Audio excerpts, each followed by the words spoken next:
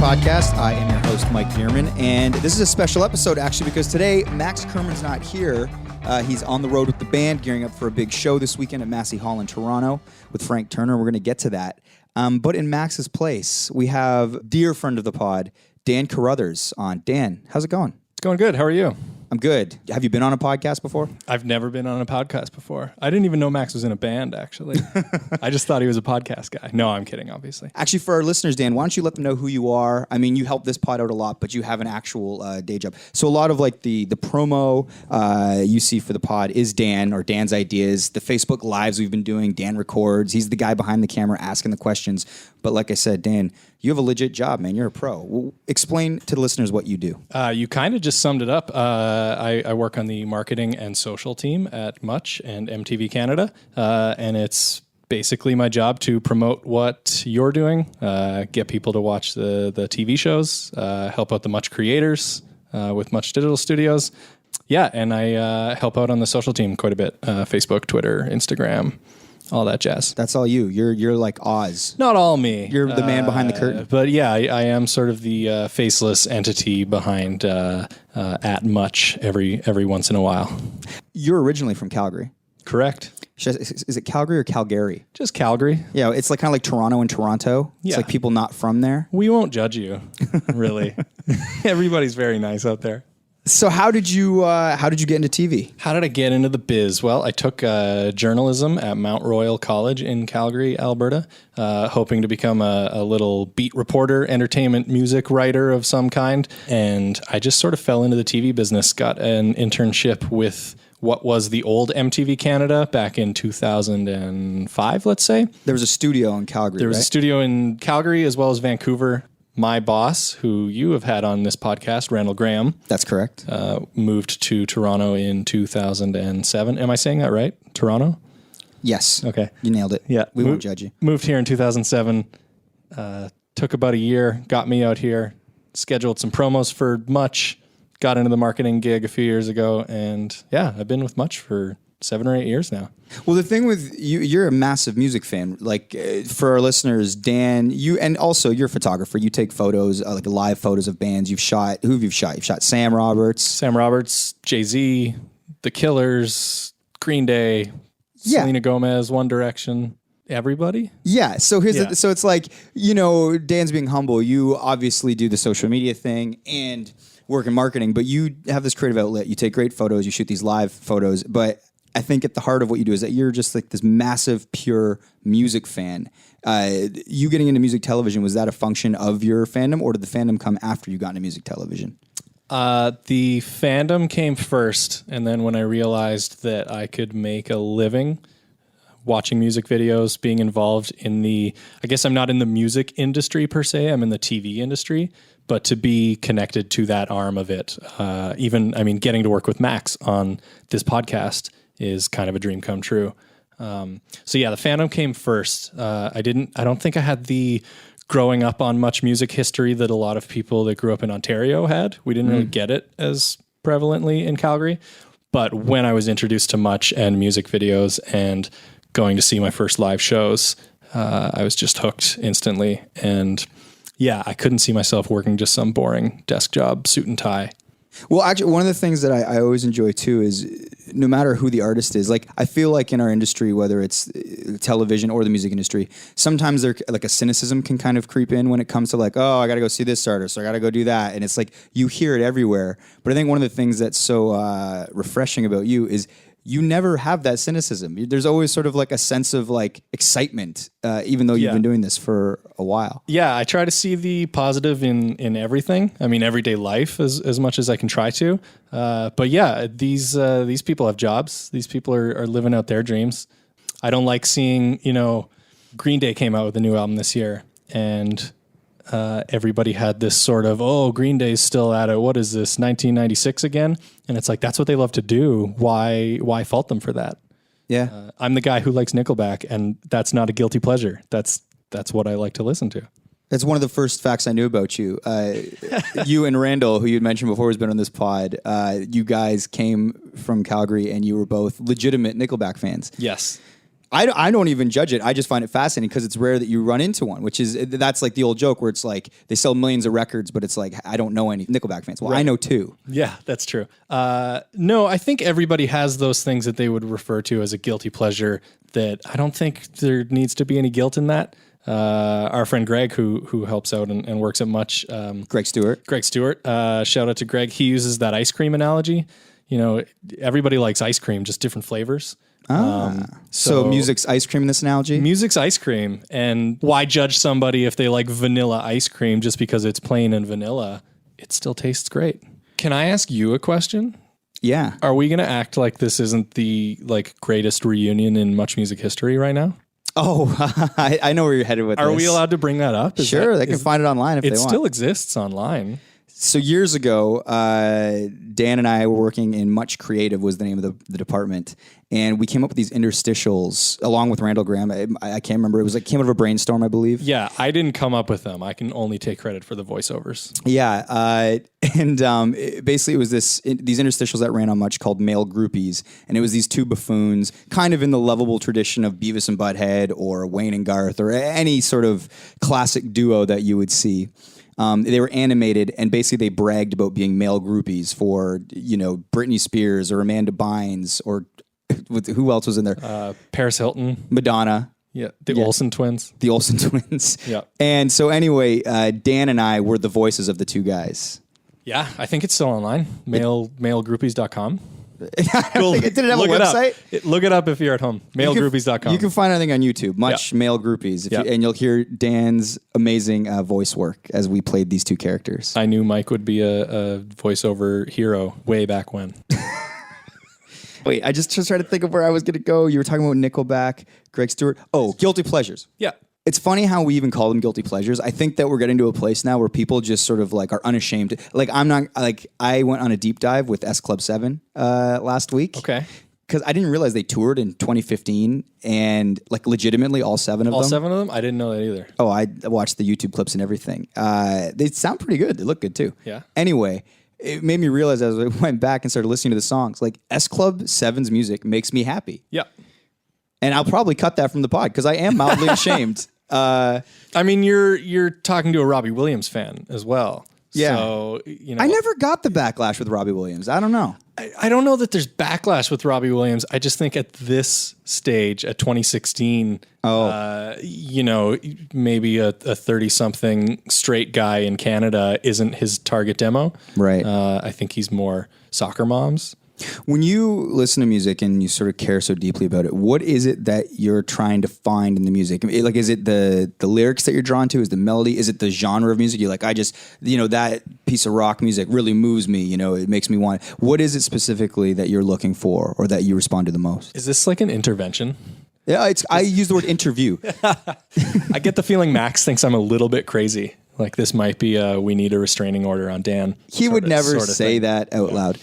What was the question? What do I find in the music? Yeah, when you have, like you mentioned, Robbie Williams or Nickelback or the Killers or any of these bands, what is it that you're sort of like that speaks to you the most? Is it like, oh, that turn of phrase is amazing, that's a clever lyric, or is it just, oh, sonically that music sounds great? Yeah, musically, I've always been drawn to melodic pop rock, anything with a melody, and not to sound formulaic, but that, you know, verse, chorus, bridge, guitar solo, chorus. I love something that sticks in your head. I love radio, pop, and rock music. But really, I just like going to shows and escaping the day-to-day monotony. I love seeing the progression of a band go from point A to point B. And it's not one of those I take pride in, oh, I saw the Arkells play Calgary when there was 10 people there. I did see Arkells play Calgary when there was 10 people there.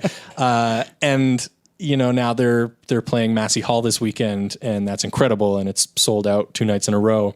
And I don't mean that as a bragging point, like I saw them back when. I just love seeing that progression of where a band starts and where they're at now and where they could be going. And I'm just drawn to that.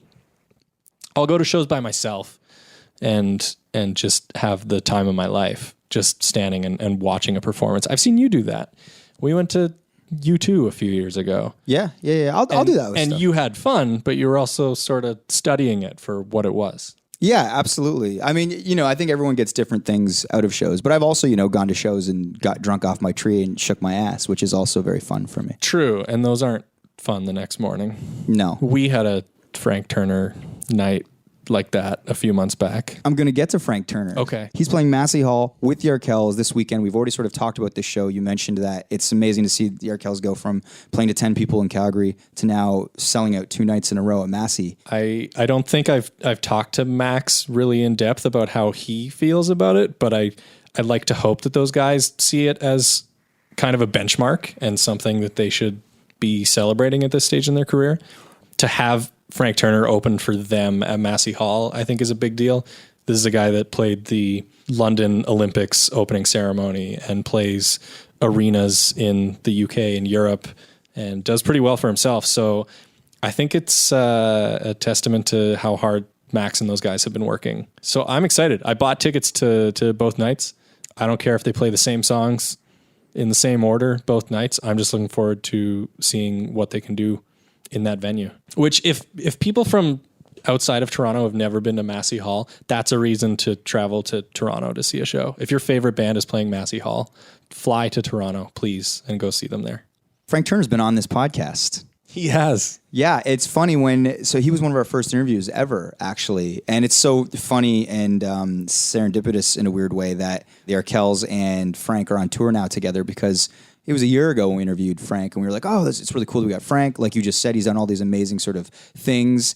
But I had to do a lot of research. I wasn't super familiar with Frank. Like I'd heard his name, but I didn't know. And you were one of the people where it was like, you're like, I love this guy. I am a huge fan. And we actually had a night, you and I. Yes, we did. Oh, how did that night go? Frank was doing a bit of a reading of some road tales. He released a book and he was doing sort of a book reading / acoustic storytelling night at the Garrison. I feel like you're leaving out the best part. I feel like people went for drinks after work. Yeah. And then we started getting kind of drunk and I was supposed to go back to Hamilton. Yeah. And then you were randomly like, hey, I got an extra ticket to Frank Turner speaking at the Garrison. Mm-hmm.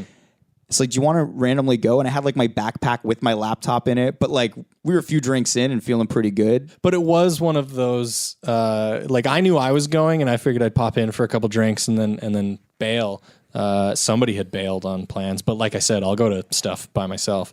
But then I figured Mike's always up for like a night. Yeah. And that was a great night. It was amazing. So not only Frank Turner, but all the people that got up and told these stories. So sort of the way the night functioned was, it was like you'd have stand-up comedians or you'd have just sort of storytellers get up and they'd tell a story about something embarrassing that happened to them or maybe a date they went on. And it was like you'd get sort of one story and they would tell it from start to completion. And it was super entertaining. And then afterward, so after the show, he was meeting people because the Garrison's not huge. And I was like, oh, I'd interviewed him a few months before. Maybe he'll remember me. So I went up and introduced myself. And I was like, I'm going to introduce you, Dan. And you're like, you were like, no. You weren't having it. Sometimes, I love meeting my heroes, but sometimes I just like to keep my distance. I don't want to embarrass myself. Yeah. Yeah. But I made you shake his hand. Yeah, you did. We kept it short and sweet. I shook his hand, we snapped a picture, and I said, I'll let you get back to the rest of your group here. You played it cool, man. I did. Picture turned out okay, too. All right, and you'll be seeing him this weekend with the Arkells. This weekend. I would tell people to go to the show, but it's been sold out for months. So. Yeah, so they're fucked. Yeah.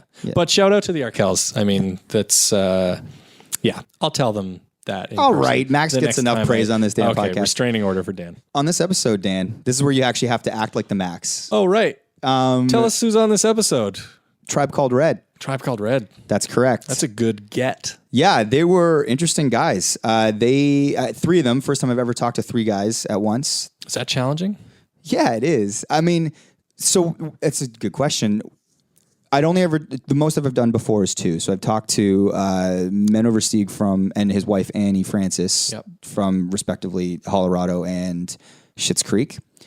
That was my first ever interview. So it was kind of, you go back and forth, but with 2 people, especially if it's a guy and a girl, you're going to differentiate the voices. Right. What I found with Florida Georgia Line was when I listened back is I should have went on my way to say their names to them specifically as I would ask questions. Right. I just wanted to have clarity because, when you're listening, it's different when it's three people and, I'm the one asking questions, you're going to know my voice, but then maybe if you don't know the two guys' voices distinctly.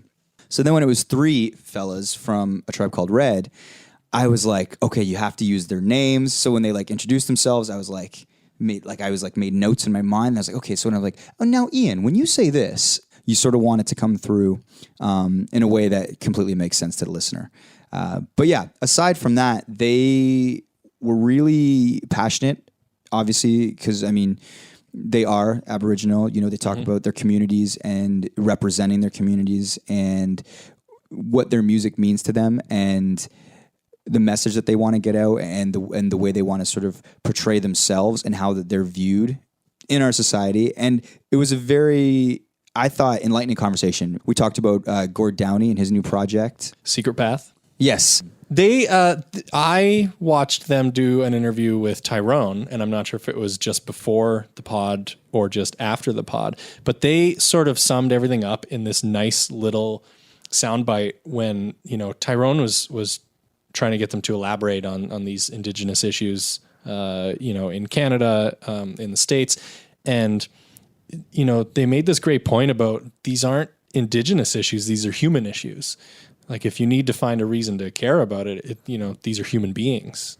You don't need to quantify it or qualify it as these are Aboriginal issues. It's like these are human issues that everybody should care about. And I thought that was great because that's a great way of sort of getting to the masses and saying, there's a reason for everybody to care about this.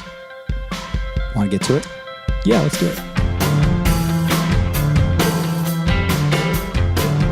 The place I kind of wanted to start was, before we get into the music, it's like, can you just talk about your origin story and sort of how you met and came together? Yeah, Bear and I, we worked at the same club in Ottawa.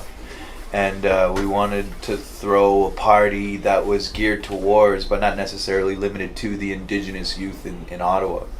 So we threw this party called the Electric Powwow with all Indigenous DJs. There was 4 of us at the time, and 2 of them don't work with us anymore. But yeah, we were all Indigenous DJs, and that was it. We wanted to throw a party for Native youth that were coming in, and it turned out that this party, the people that were coming out were like, yo, you have to keep this up. Like, you can't stop this. Because for once, there's students coming in from rural, isolated communities up north in like Quebec and Ontario, and they're coming to Ottawa for school, and they're in like a big culture shock, right? You're coming from a town of like literally like 600 people, and you know everybody to Ottawa and don't know anybody, and nobody looks like you. You know what I mean? So like we created this space, is what they're telling us, that that was safe for them. That we had to keep up this party. Wow. So we kept up the party, and then we eventually started playing powwow music just to give back to the people that were there, and then we started mashing that up like with dubstep, and then we started producing it ourselves, and then yeah, it was all grassroots like that. Like, all we wanted to do was throw a party for Native people. And was it successful sort of out of the gate? Yes. Wow. That idea of like culture shock or homesickness isn't something that's just people who are coming from communities. I mean, that's something that all Indigenous people feel. Not everybody from communities feels that way. A lot of people come to the city and integrate well. A lot of us in the city never find a way to integrate. So that idea of homesick or just being excluded from the general what's happening in urban centers is something that all Indigenous people, I think, really feel and suffer from. So the idea that we had created a space that was for Indigenous people within the urban landscape was like, I think that was what really pushed this group, was that we had created something for Indigenous people. How did you guys find yourselves there, though, to even be in a position to sort of create these parties? Yeah, well, I mean, myself, I actually grew up here in Toronto. Okay. And I moved to Ottawa in like the mid-90s. But growing up here, going to like raves and that sort of thing, that's kind of where I spent my teenage years, my early 20s, and during that, kind of wanting to move away from the more political roots that I had been raised in, and I just wanted to have a good time. When you're somebody who's spent your life from as far as you could remember, within the movement. I got to an age and I was just like, I want to let loose. I want to enjoy, my late teens, my 20s, and but in the middle of all that, I realized that the party can be political, and that especially when you're talking to people of color, Indigenous people, that I was already finding that there were people of color and indigenous people making political dance music even then. You know, groups like Congo Natty or Asian Dub Foundation, things like that. That, you know, here I was in the middle of these raves, and there were voices that were speaking to something that I was connected to. And so it was always, I always had that in the back of my head, you know, as a DJ, that, you know, the party can be political. We can bring things into the party that are more than just a party, that you have this opportunity where people are experiencing something together or having a communal experience, and you can start peppering in little things into that. And I started doing that in my DJ mixes. You know, I'd have records, talking records, a lot of dub poetry and things like that I just like slide in on top of my mixes. You know. So Ian, when do you become aware of Bear, and how do you guys connect? We worked at the same club. He was a DJ downstairs, I was a DJ upstairs. But I mean, how's the friendship cultivate? Is it just like you're around? Yo, we're two native DJs working in the same club. That's how we started hanging out, and we wanted to like throw that party. And then that's where, like, you know, hanging out after hours, talking, like that's where it came from. That's where this friendship grew. Yeah. And then I started making beats when I was like 16 on the res, about an hour and a half from here, and I started doing collections of music with a friend of mine. He goes by the name Sazy, and we did some stuff on hiphopcanada.com back in the day, and it started doing really well. And that was my ticket into Toronto. I started working with people in Toronto, like with people like Rich Kid and like Freedom Writers and stuff like that. So it's like I ended up getting like experience in that kind of field. But just me being like a native producer, like getting into beats, these guys kind of heard of me through that, and then it was always something like, oh, you're a native producer, you know, and then kind of like just we kept in touch with each other, and then eventually it just came one of those things like, yeah, we should do some stuff together. And a couple, like 4 years ago, that's kind of when our first true collaboration happened. Mm-hmm. Yeah. Well, like you're saying, like your music is really collaborative. Like, how do songs come together between you guys, and how much sort of discussion goes on when you have guest vocalists?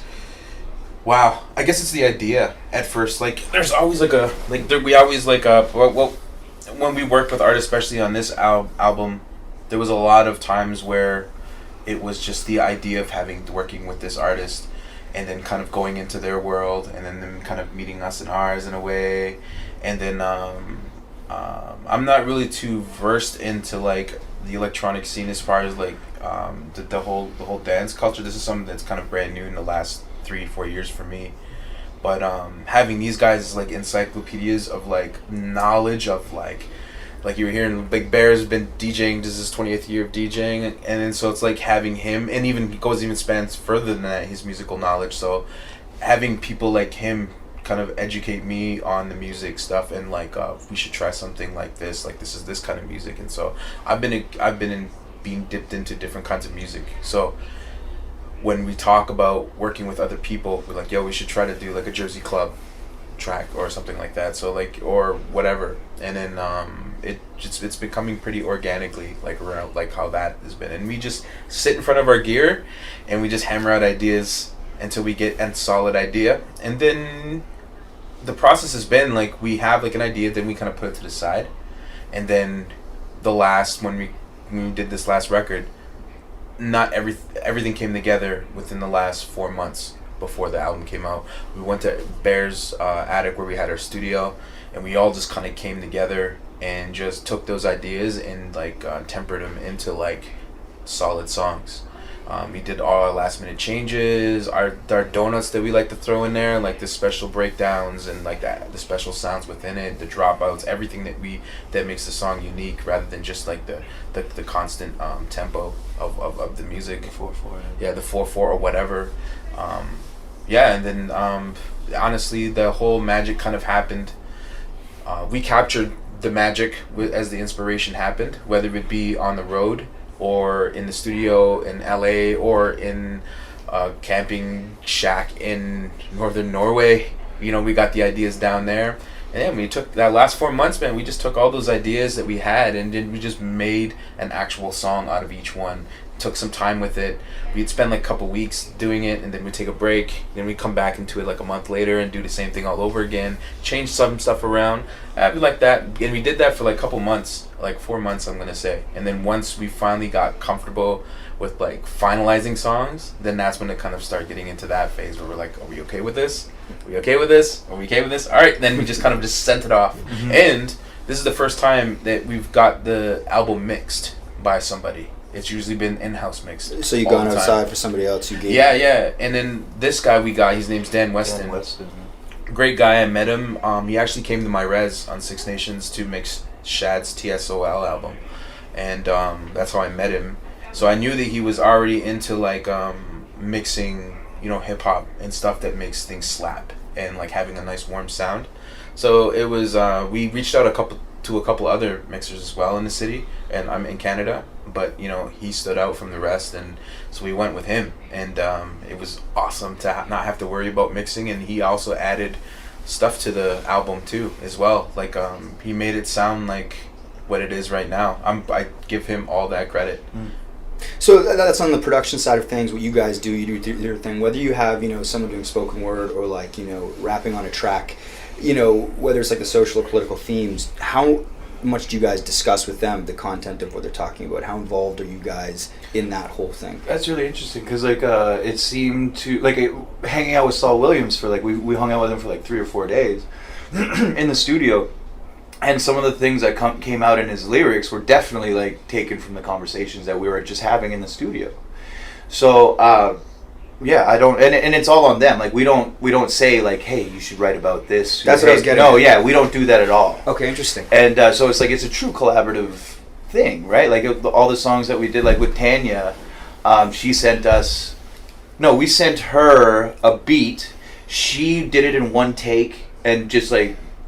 Listened to the track in cans and did her thing over it and sent back the acapella, and then we took that acapella and built a beat like a completely other beat around this acapella outside of what she recorded. She recorded. Yeah, I mean, like it could have been fine, like her just doing something over that, but like when we got it back and she completely destroys like it was better. It was so better than what we sent her. Then we're gonna be like, all right, now we have to make something that kind of complements what she does and like at least sounds dope because like. Yeah, we need to catch up to her greatness. You want to keep matching game. Yeah.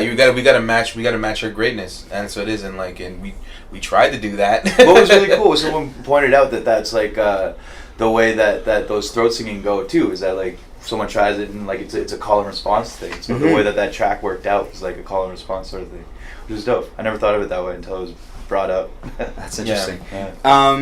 You guys also had Yasiin Bey on this record. That's right. How does that come about? Through Narcy. It was all Narcy. Narcy and our brother, Buddha Blaze, who's our tour manager, they're best friends, and they've done shows together. They work together. DJ, yeah, actually. Oh, Narcy, gotcha. Yeah. Narcy's DJ is Buddha, who's our tour manager. So is that something where you, like, how aware was he of your story? Or is it just sort of a thing where through Connects it happens? Do you specifically go for him? Is he coming to you? No, it was all just kind of by right place at the right time. But once we started talking, it's, there's an understanding there for what we're trying to portray. Yeah, there's a lot of like-mindedness with all of our collaborators, that we get them, they get us kind of thing, and it seemed like to fit like very well. I didn't really understood like if the collaboration would have worked with Yasiin until we actually had a conversation with him, and then once we got that, it became like that important for us to work with him. How important is that, like the vibe when you're talking to other artists and you're considering a collaboration? Is it like we'll kind of try anything if they sort of have a certain amount of talent, we respect their work, or does it like have to vibe in that conversation to be like, yeah, let's go forward? I think the talent definitely matters, but like the vibe is definitely something that carries it to that extra special place. Like the greatest thing about all of our collaborators that we've worked with is that when we were in the studio, we felt like we captured something from them every single time, like a moment or a special like take that they did. So everything that I love everything from our collaborators because they put their all into it, right? Even to Black Bear, like collaborating with the drum group, and getting them to like re-record things and to like and them going all out on a track and blowing us away, you know. And it always felt like, to me, it always felt like that it was a constant thing of like, okay, we need to do this right because they gave us their all. So when it comes to vibe and when it comes to like the content and everything like that, they did it well. Yeah, content, that's a huge thing, you know, especially when now that we're working with vocalists.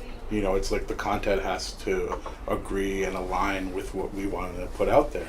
You know, even like we've worked with artists who, you know, awesome track, content's totally what we're about, but you dropped horror in there. Yeah. Okay, we can't have that in this song. And it doesn't matter what you're talking about. We're not going to put a song out that refers to anybody as a horror. So can you please switch that line? Yeah, because we love everything else you say, and we're all about everything you say. We just can't have you saying that. Well, that's what I was getting at. I mean, it's like you guys, you know, you're a Tribe Called Red, and at the end of the day, your album that you put, that represents you guys. And so I was wondering, like, when a vocalist comes and say you want to use a word like that, you guys are 100% comfortable with like, no, that's not going to fly. Yeah. Well, we're going to have that conversation because it's more than just representing us. Right? There's the representing us, but we're also using our culture in our music. Right. So we're representing our culture. And we have to not only be mindful of what's going to represent us, but we have to be mindful of what people who are involved in that culture are going to think of the way we're using it. So if we're misusing those powwow samples and we're putting on some nonsense, some nonsense, then those people are going to not be happy with what we're doing. And those people who are to me very, very generous to allow us to do what we do. You know, like I expected us to get shut down out of the gate. You know, from people just saying, "Oh no, you guys can't do that." But we're fortunate enough to be at a time when we're pushing comfort levels on all sides, not just with non-Indigenous people. We're pushing comfort levels in our community by using powwow music, by using traditional music the way that we are, and the people who are the keepers of that, I guess you would say, have allowed us to do this. No one's come and said you can't do that. Why do you think? Here's a big. Sorry, I'll let you finish. No, I wanted to get your thought. What were you going to say? You were going to add on? The big thing for me, the realization that if we're putting out like oppressive lyrics and like misogyny lyrics as we're trying to elevate our community, we're oppressing half of our community. Half of our community are women. And that we don't really notice that intersectionality. And if you're using oppressive lyrics against women or misogynistic lyrics against women, and again, you're trying to like elevate your community, it just doesn't work if you're oppressing half your community when you're doing it. Right. Back to what Bear was saying, you're saying that, like, you know, the keepers, as you call them, of this music, of the samples and sort of that more traditional music, they didn't push back, they've allowed you to. Why do you think that has been the case? It's a timing thing. I think that we came about, if we had tried to do what we were doing 10 years or even 5 years before we started, I don't think people would have been okay with it.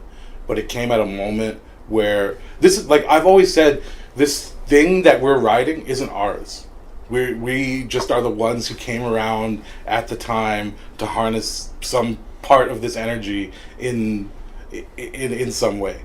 That really what we do is a reaction, I feel, to what people are looking for, what Indigenous people are looking for, and not even just the ones of the Indigenous people of Canada or of the Americas. Across the world, there seemed to have been this light that turned on a while ago, where young Indigenous people felt that it was time to show our culture in a way it had never been shown before, and portray ourselves in a way that we've never been able to portray ourselves before, through using our culture and using that strength and that knowledge of history and of knowledge of self that we all have from having that cultural background, from being raised with all that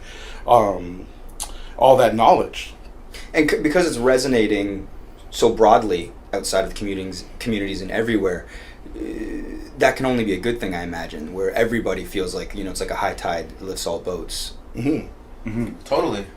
Traveling and like meeting other Indigenous people in other like colonial countries was really like a big wake up for us, and realizing that like colonization kind of has a checklist, and we're all going through the exact same things right now. Like finding out that in Australia they also have like the reservation system, and they also have like just like they had residential schools. They had like it's exactly the same. Like our histories are like, colonization has a checklist, and it's like, you know, eliminate the culture and the knowledge in the children. So send them to these schools that are Christian schools to like instill this Christian ideology. The idea here in Canada was kill the Indian, save the child. Right, and it like it that And you assimilate the children. You're talking about the residential schools. yeah, absolutely. things like that. So they had those in Australia. They have like in Sami country right now. They're protesting pipelines that are going through their traditional reindeer territory. Like it's like we're all going through the same things. Like we're all doing it. And Yeah, history has been sort of sadly common all over the world. exactly. And traveling and meeting these people and linking up and hearing these stories has been like extremely eye-opening. And as Bear was talking about before, being like lonely in your own country, like this country of Canada was never meant for Indigenous people. Wow. We're actually like in the way of it, of the progress of it, right? Like what we were was something completely different, and Tagaq colonized and called Canada and like all these things.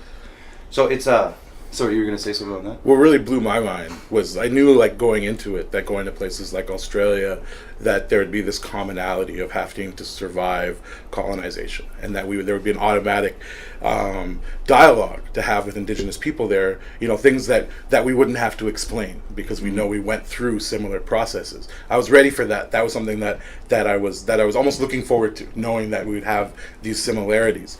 What I wasn't expecting was to find out how close Indigenous cultures are across the planet. In their experiences. No. In their culture, Their traditional Their culture. traditions, Like, their ceremonies, their literally, songs. Tim and I were standing there watching a dance, and it was familiar, and then it turned into almost exactly something from our community. It was like it crossed this threshold where it was like, Yeah. you know, like I think I did that. I was like, I can't believe I'm watching this. Why do you think that is? Why? Because we Connection to the earth. Yeah. This is where we're from. It's like, and so if you're people who are still remember your connection to the earth and what it means not to be above your environment but part of your environment, there's going to be a commonality there. That's mind blowing.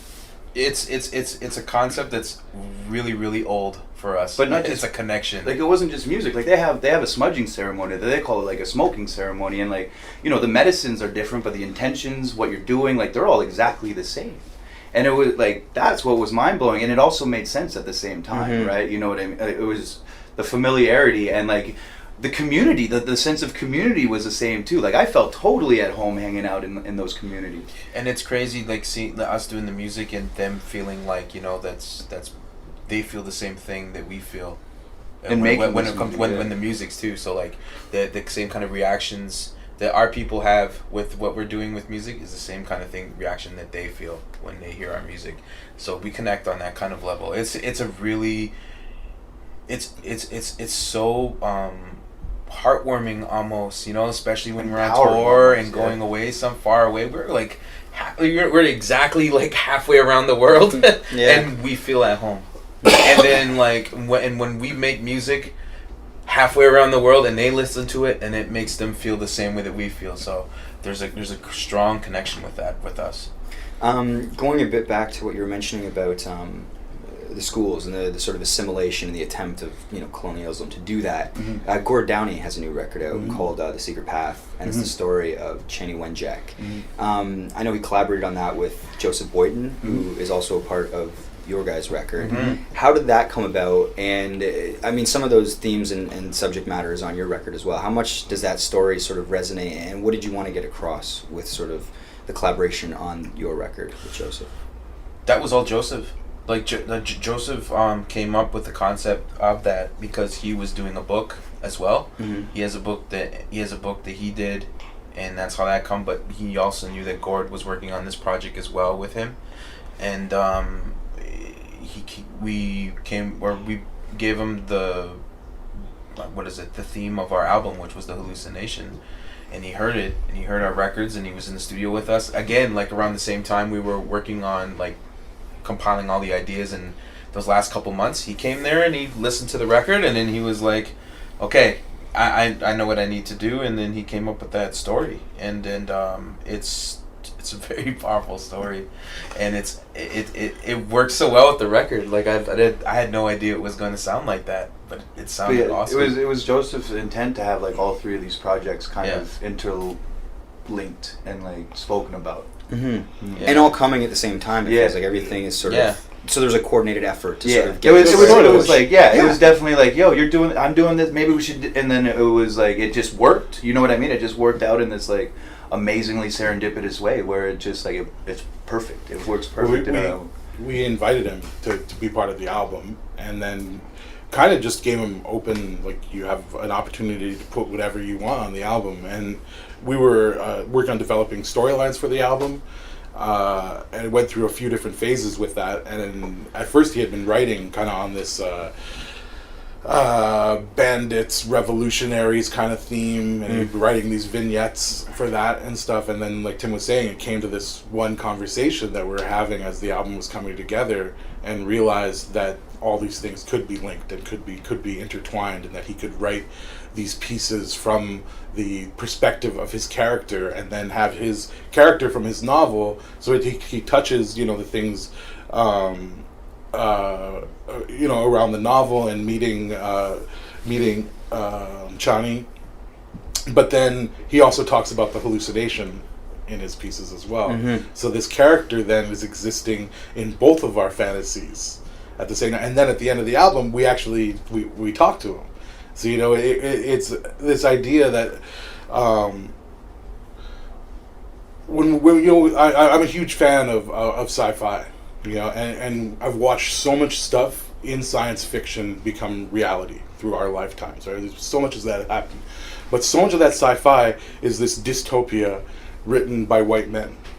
And so that's the future that's being imagined and then becoming real right now. So what I find, what is happening, with this project, is imagining a different future. So taking those same ideas of that's like sci-fi writers have about imagining a future, but having it happen in a different fantasy space.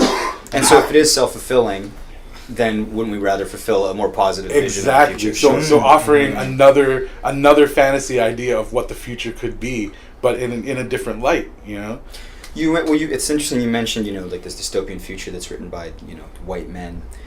On that subject, someone like Gord, tells the story of Chani. And do you guys have any thoughts on, like, is it okay to have someone like Gord tell that story? Or is there a part where it's like, it's not Gord's story to tell, it should come from somebody that's maybe a little closer to it? George's got the blessing of the families. Like, he hung out with the families. Like, he wasn't just like, I'm gonna write about this because I feel like it. Like, he came in with like full intentions. He came, like, on the stage, he had Chani's sister on with him. Like, he has the full support of the family, full support of like the community. Yeah, the respect too. And that matters. You go about it the right way, then anybody can take up the cause. Of course, it makes no difference. But and also, like, another thing that happened, like, within this too, is like Shailene Woodley getting arrested. Absolutely. And then that bringing all this attention, and then like her next interview was like, look, it took me as a white woman to get arrested for you people to recognize this, and it's just like. It for the first time. And then another example, like, just within this vein, that the actor that won Best Actor for Transparent. Is Jeffrey Tambor? Yeah, that's it, right? He was like, thank you, but I don't know why I'm casted in this. Like, we need to start casting trans people to start doing, like, for the first time, people in the privilege of where they're at, they're confronting it, and they're actually speaking up for the people of the space that they're taking up, and saying that it should be different. And it just seems that this societal, like, change and recognizing privilege. And also, like, for me, I lived through like a couple of like heavy cancer things in my life. Like, my dad died of cancer, my wife kicked cancer. Like, it really, really close to me. So I know personally, on like a personal level, I know what he's kind of going through with his family, how important this time is, how scary this time is, and he's taking this like very critical time to like spread this word, this story, and I think it's really impressive. I mean, it's awesome that he is taking this up, and I think, as somebody who is Canadian, that Canada, any Canadian is part of this whole system that created that.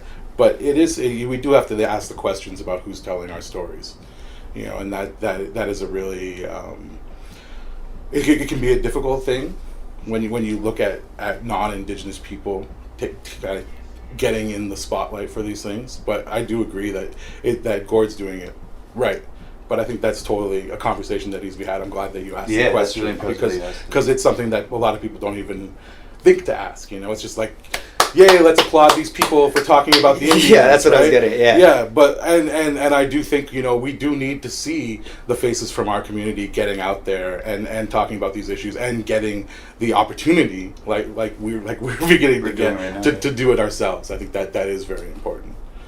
Lastly, what are your guys' hopes for the Hallucination? Or is that sort of a too broad of a question? Like, it's like, oh, we want it to do well, we want it to raise awareness, we want people to be into it, we want people to I like your dance. first question. Like, what are our hopes for the Hallucination? Because I really did not know how people were going to react to it. That we were putting a lot into it, and it's like it's heavily layered.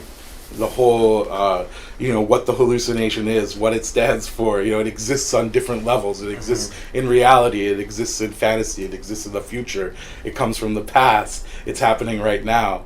So I didn't know whether or not people were going to grab onto it.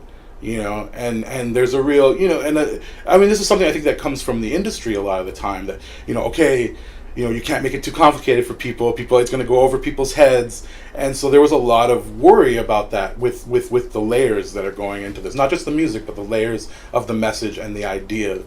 And people have grabbed onto it. And, just watching like social media and the way that people have been drawn to it and have held it up and made it their own right away in the same way that they have done with our music and our message in the past. And so to watch it actually resonate and actually work with people has been blowing my mind. So if that continues and we can see that grow, I'll be happy. But I'm just so happy that the people now who have understood it and it's resonated with them, that they've made it their own.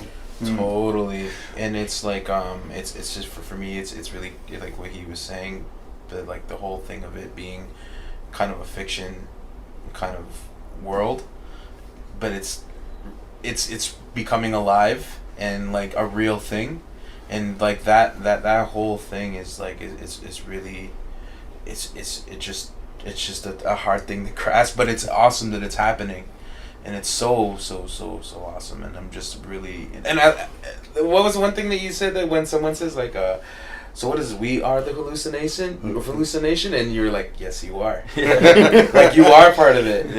You are, like, if so it's like it's really, really cool to see it come into fruition as this real thing, real organic thing. And it's not ours, we're just a part of it, just like everyone else is. It's really John's idea, and it's awesome to see it like come to life like this. I had a moment of fear because this all happened really fast. Once John sent us the Hallucination poem, we got these ideas. Okay, this is going to be the album. It's going to be the title of the album. We're going to make these patches. We got a patch made up really quickly, physical one. And all of a sudden it was like, oh wait, I never like talked to John about making this into something. Like, we're bringing this idea into reality. Is that what he meant? Are we reading something else into this? So I wrote him an email and was just like, hey, this is what we're doing. Here's a photo of the patch. We're going to call it the album The Hallucination. We're putting these poems on the beginning and the end. And what he wrote back was, thank you, the hallucination is real. Oh. So it was just like, okay, you guys did it. You did what I was thinking. Yeah, good. And for me, like, we went to Narcy was in town. We were in town a few weeks ago for the Keitra show in Anderson Paak during Manifesto. Oh, okay. Yeah, and we were at that show hanging out, and I was walking through with Narcy, and it blew my mind on how many times he was stopped by like other Muslim people to be like, yo man, thank you so much for what you're doing. And like, the video that he put out was like, they were so behind it and they were so like about it. And then they'd be like, he'd be like, oh yeah, this is DJ In of a Tribe Called Red. They're like, oh hey, yo man, like what you were doing was like incredible and all this. It was just, I realized that like I only saw it for my community, right? Like I only saw this thing from my perspective, and it hanging out with other people and seeing like their communities react to this project and what was going on was like, this is way bigger than I first saw it, or my first like, hey, this can do a lot, like it could do way more than I first saw. It's exceeded all expectations. Yeah, definitely. Way did that. Thanks for your time. Thank you guys, so much. I really appreciate it. Welcome to everybody's favorite part of the episode, the dessert. This is a little bit of a unique dessert because Dan Carruthers, who was on for the opening, we've invited to stay for the dessert. I feel honored. Shane, how do you feel about Dan being here for the dessert? I like it. I don't know what kind of vibe he gives off. Was he like more on the funnier tip off the top? He swore a lot. We just talk shit about you. Wow. I've never known Dan to swear. That's actually the first time I've ever. Once he gets on the mic, eh? Yeah. So how's it going? What's been going on? Is this like the Halloween episode? Oh, Or is that not? no, Halloween. Should we not keep it topical? This will air on Friday. Halloween just happened. Okay, because I like these to live forever. So usually we try to keep it generalized. But if someone listens to it in 3 months from now, they'll know what Halloween is. And I have nothing else to talk about. So that definitely helps. You don't have any thoughts on the election next week? You know I don't, Dan. Dan is one of the people who listens religiously to the pod, and beyond the pod, he knows me on a personal level, so he knows I am apolitical. A political what? Political dummy. If you want to get, I'm an uneducated fool. If we want to get really deep into it, but to talk about Halloween for a bit. Speaking of politics, as a lot of people know, this is one of the trickiest times of year for political correctness. And I'm honestly like legit. People think I'm trying to be offensive at all times. I'm not. I'm trying to be honest. And although I don't agree with people being overly sensitive, I do try to be extremely careful. And like there was a story just came out. People went as 3 blind mice, for example, college students. Who? Oh, Really? okay, not celebrities, just regular people. Just college students that got kicked out of the college for being insensitive, I guess, to blind people. And my wife's cousin went as Terry Fox and did it like a pretty good job, I thought, of the costume. And she was getting grief for being insensitive to, I guess, people with wooden legs. Last People year, with wooden legs, like pirates. what, pirates don't exist, Mike? There's a whole pirate community you just laughed at. Nobody gets offended for the pirate thing. That's because there's not enough of them. If they were to rise up, what I'm saying is a lot of pirates don't have the internet. They don't speak their voice. They're not land dwellers, Dan.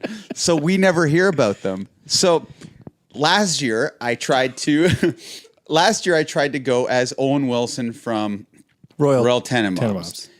And I couldn't find a wig in time because I'm a bit of a last minute guy. And my face paint had people believe that I was the Lone Ranger.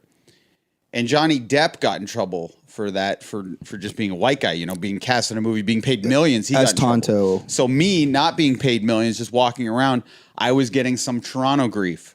And then It was a very specific reference because it's Owen Wilson in that one scene in that one movie. it's true, and I wasn't thinking. Also, the costume really only came to life if I was with my then girlfriend, now wife, who was Gwyneth Paltrow. So people really only pieced it together when we were together. But coming from Toronto and being on the bus, and people were drinking, I was getting a lot of grief. My costume wasn't supposed to be about Indigenous people or Aboriginal, but people were taking it that I was being offensive. Yeah. And that wasn't even my costume. I was. You were Owen Wilson. I as was a character. being Owen Wilson, who paints his face in paint that people, I guess, thought was tribal. Anyway, this year I just wanted to play it totally safe, so I went for Jason Williams. I just wanted to go as him because he's a white basketball player. I could shave my head and no one's saying shit about it.